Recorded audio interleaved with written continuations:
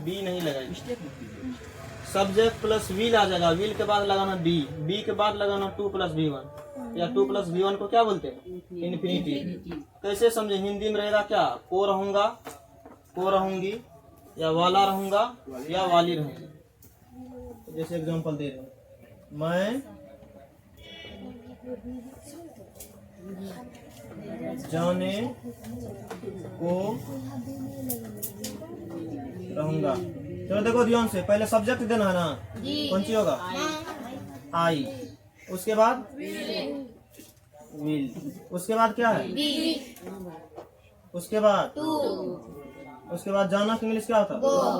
बस हो गया। आई विल बी टू, मैं जाने को रहूंगा।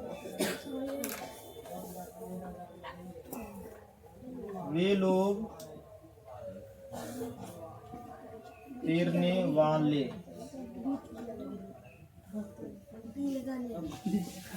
रहेंगे। बताओ वे लोग का इंग्लिश क्या होता? दे। उसके बाद क्या लगाना है? विल। उसके बाद क्या है? उसके बाद क्या है?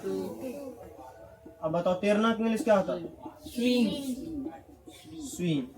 देखो जब हम यहाँ लिख रहे हो तब लिखना नहीं है किसी को, समझ में? वैसे हम भी इधर लिख रहे हैं, तुम लोग उधर लिखेगी तो समझ में नहीं आएगा। खाली लिख ली बस, कॉपी में लिखा रहेगा, घर पे जाएगी कैसे बनेगा पता नहीं चलेगा।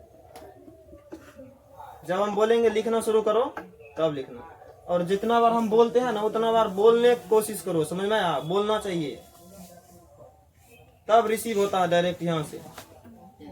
खाली सुनेगी बस, ध्यान भटक जाएगा। हम जितना बार बोलते हैं उतना बार बोलो, क्या लगेगा तो उसके बाद क्या बोलना है। नहीं जिसको समझ में सुनियो को बोला तो सुन के भी बोलो, समझ में आया? बहुत चीज सुन के ही याद होता है, सुन के जो याद हो गया वो भूलता नहीं है। किताब में पढ़ते रहेंगे 2 दिन याद रहेगा, 5वां दिन चल गया,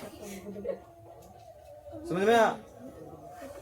जो हम बोलते हैं उसको बोलना है, उसको लिखना तब लिखना है, ठीक है? और जब यहाँ लिख रहे हैं तब उधर नहीं लिखना, जब बोलेंगे लिखना शुरू करो तब। चलो आगे दे रहे हैं, हम लोग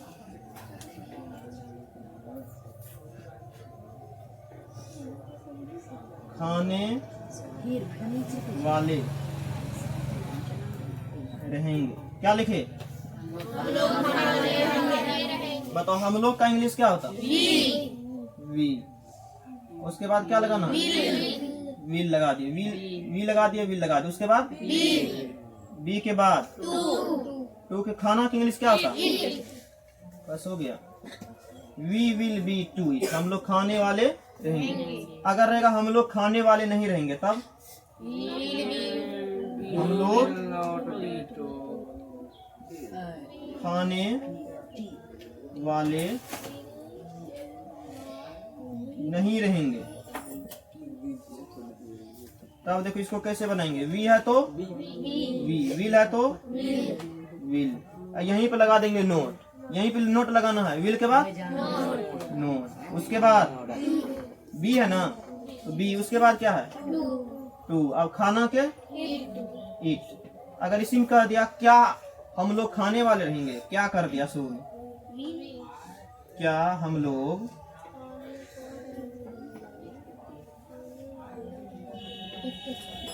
खाने वाले